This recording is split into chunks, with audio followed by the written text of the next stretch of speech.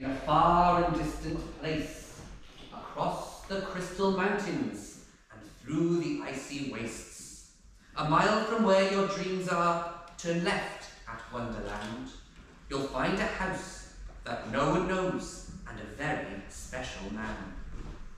He's very large and jolly, with a beard as white as snow.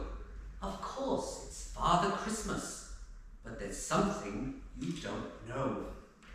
When it turns December and the elves have made the toys, he makes sure they're delivered to all the girls and boys. It isn't always easy. Some years it's very tough, but always by the 26th, Santa's had enough. He locks up all the workshops, puts the tools away, feeds the reindeer for the winter, and gives the elves their pay. He packs his summer suitcase, loads up his other sleigh, the one that won't be noticed upon the motorway. He heads off to his homeland, the place from which he hails.